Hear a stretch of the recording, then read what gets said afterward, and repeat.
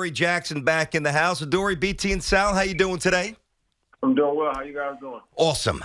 Listen, one thing I've learned about athletes, you don't always really care what guys like I say or me or Sal, guys who didn't play the game.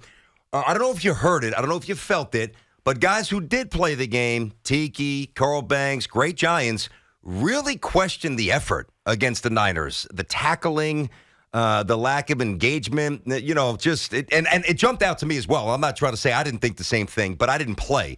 They absolutely did. When you watch the tape, embarrassed, alarmed, how would you describe that? I feel like anytime we lose, I'm more embarrassed than anything, regardless if it's like the first week or it's a close game. A nail biter, it's always embarrassing in my opinion to lose because that's not what you're raised upon or what you think is going to happen to the outcome of the game.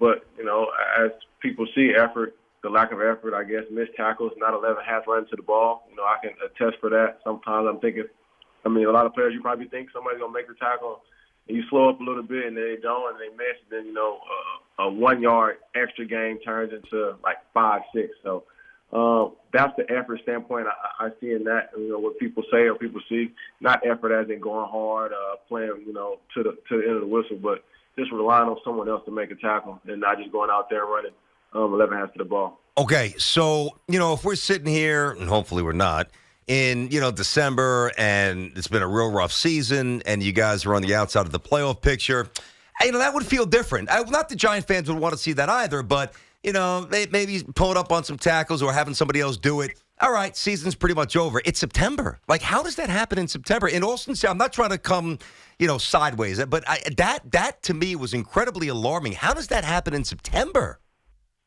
Honestly, I have no idea. But like you said, you don't want to see that in September, November, January, whenever it is. You don't want to see it. But I think, with it being early, it's a lot of things that you can correct. When it's late, it's too late. So I think early on seeing it, you just work on that. Just run into the ball, getting your conditioning up, not assuming someone else is going to make a play, just going to make the play yourself. So I think early on in the season when you see that and you feel that it's easy to correct, later in the season. Like you said, people may be checked out, people may not care, but early in the season on, it's an easy thing that you can correct. Has there been, Adoree, an emphasis this week from defensive coaches as far as tackling? Like, we had Carl Banks on, as BT said. He talked about it just being an effort. You could reference it, saying effort, guys just maybe waiting around, seeing if something could happen. But has there been anything done to try to correct this problem that we've seen here through the first few weeks? I think we always emphasize on tackling. We start by stopping the run or limited guys with yak. So I think it's always emphasis on tackling. I think now, being evident and seeing that we missed too many a bunch of tackles this last game, and even throughout this season, that we don't want to miss. So for us, I think the emphasis is always on tackling, wrapping up, and I think when you get into practice, it's just wrapping up. Taking great angles, different things like that. I feel like sometimes we try to big hit or punch the ball out, trying to create turnovers, trying to create a spark play. But, at the end of the day, you just get the guy down and tackle him and just make him snap the next play. Something good may happen in that aspect. No, I will say, Adoree, and not that I'm making excuses for you guys, although I did think you played better than the score indicated, especially, being up against it. No Barkley, short week. Just everything going into that game was kind of against you guys, and you were competitive until the fourth quarter, until you gave up a big touchdown. I don't want to bring that up, but is it more about the Niners' physicality? Like that team, Debo, Kittle, these guys are McCaffrey. These guys are tough to take down. Now, you got to learn from it. You got to get better. But how much of it was their physicality as opposed to just you guys not being, good at tackling? I think it really just it boils down to our undoing. It's not much of what, someone else does or done. If you look at the missed tackles, it may be bad eyes, bad angle, or it could be not wrapping up. You know what I mean? So at that aspect, you just go and wrap up and just do the minor things, the minor details. Just make a sure tackle, not trying to have the big hit, the ooh-ah moment. Or like I said, if one person does miss, having extra bodies riding into the ball, to get that tackle so it's not an extra yard. So I just think it boils down to us not executing, not so much of them being physical. Gotcha. So we're talking to our buddy Adoree Jackson, corner for the Giants, BT and Sal here on The Fan. Help us out with this. He's a young kid, so he's still trying to figure things out. 5th overall pick, Kayvon Thibodeau. Got a sack the other night against the Niners. Largely quiet, at least to those of us who didn't play the game. I heard, Teak was saying he's doing other things that might not be, apparent to the average eye, which I certainly respect. We didn't play, but you get drafted 5th overall, you got to disrupt, you got to make some plays, man. And I need to know if he's doing exactly what the staff is asking him to do, or he's not fully doing what they're asking him to do. There's a big difference there. What are you seeing from Thibodeau? I see a lot of, great things.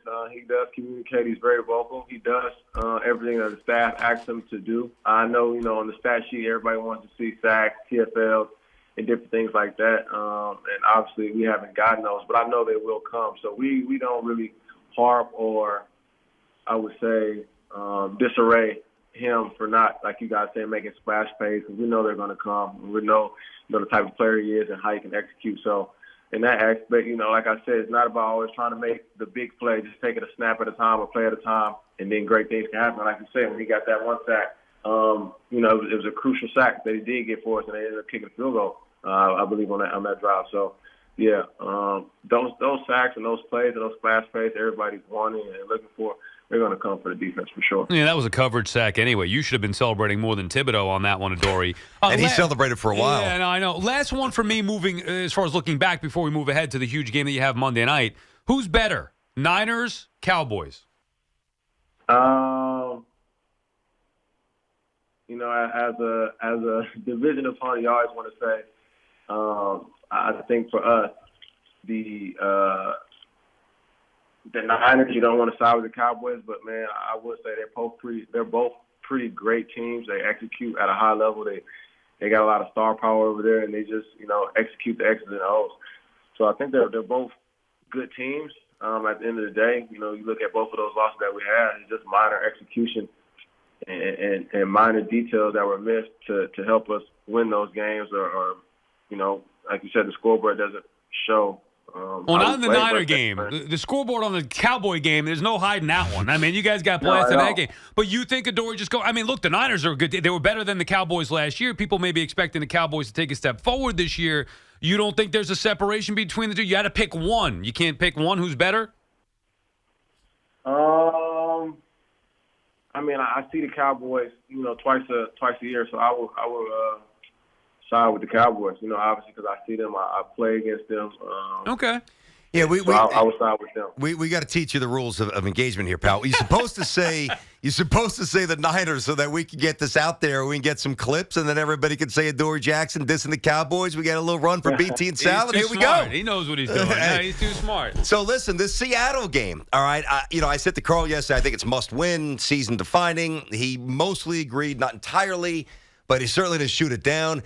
To me, this is like a double game. This is almost like a baseball doubleheader. Number one, you guys got to win because it's been a little disjointed and ugly so far. Everybody knows that, even you. But also with Seattle, I think this is one of 2, 3, 4 teams that if you guys get your act together, you're going to be vying with for one of those wild card spots. And you played last year. They beat you. I think they're a good team. I think Geno's a good quarterback. And let's face it, hey, Daniel Jones got to get your team in the end zone here. Geno.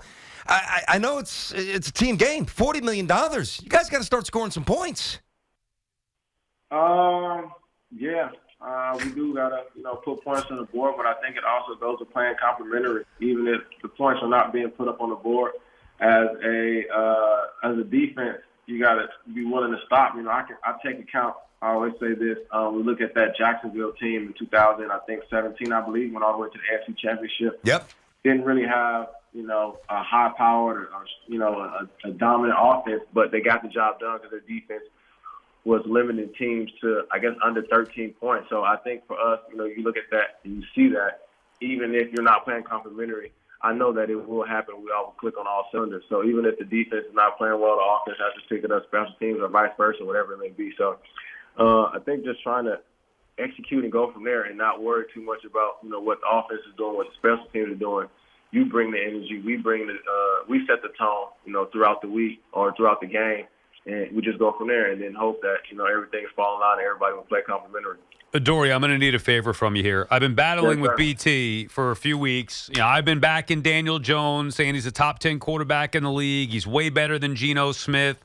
Monday night at home, you guys have to have this game. I need a pick from. You got to pick Geno off for me. I mean, I need it. Now, if you take it to the house, bonus points. Drinks on me, but at least can you get one from Geno, please? I hope you guys are licking your chops, you in particular, Adoree. I want to be watching that game Monday night and see you celebrating picking off Geno Smith.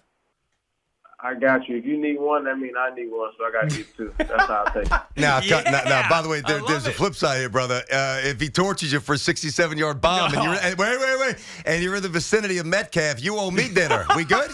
All right, I'll owe you dinner, and if it doesn't happen, then you owe me some Wagyu. You know what? Listen, this guy gets it. Adoree, I got Adoree. He's doing it. Let's I know go. it. I know call what? it now. Pick six. I like it's coming. that, Sal. That's good. At least a pick. Maybe not Appreciate pick. Maybe not pick six. It's coming, Adoree. I feel it. You're getting at least one on Monday night. I like this. I like it. You know, speak that to existence. I like that. We want to celebrate a win next week, man. We know after a loss, you got to come on, take some of the shots here. It's obviously not personal. You're fitting in great with the show. Go get a win, and we'll have a little bit of a different tone next week. Big game for you, man. Thanks for hopping on. Appreciate you guys. Y'all take care. You got it, man. I feel it, BT. Monday night, I know it. Yeah, where's he taking us? Somewhere in the meatpacking when Metcalf tortures him? No way, dude. No way. He's getting one on Geno.